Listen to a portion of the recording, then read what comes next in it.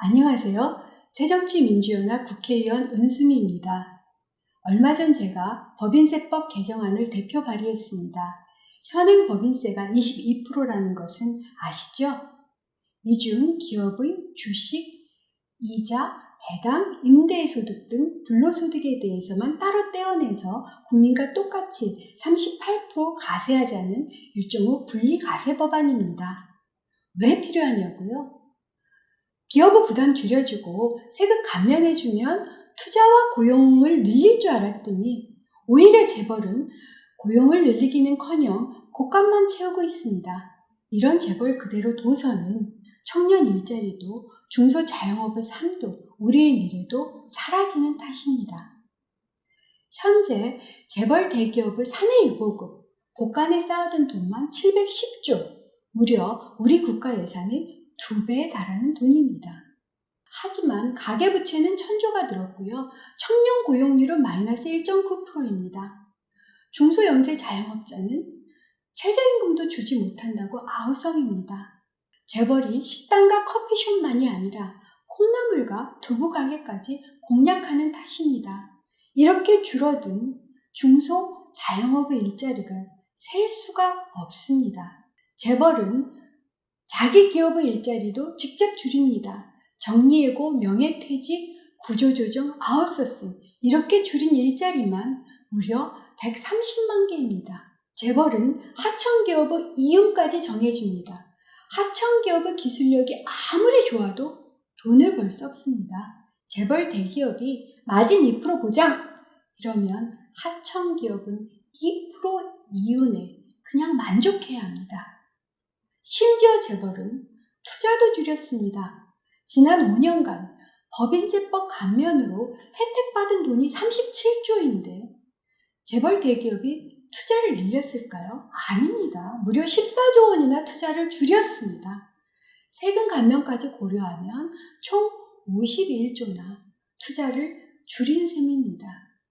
이 결과 가계와 기업 간의 소득 불평등, 사회 양극화가 더 커졌습니다. 어떤 분은 이것이 저성장 탓이라고 합니다. 아닙니다. 지난 10년간 한국의 경제 성장률은 3.8%로 결코 낮지 않습니다. 하지만 가계의 소득 증가율은 1.8%로 경제 성장률의 반밖에 안 되고요.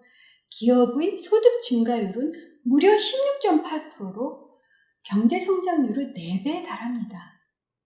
가계의 저성장과 기업의 고성장, 이러한 소득 불평등을 정부와 재벌은 숨기고 있는 것입니다.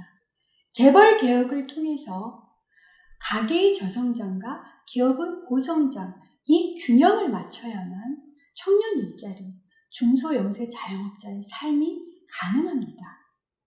정부는 이렇게 중요한 재벌 개혁을 외면하고 노동개혁을 하겠다고 합니다.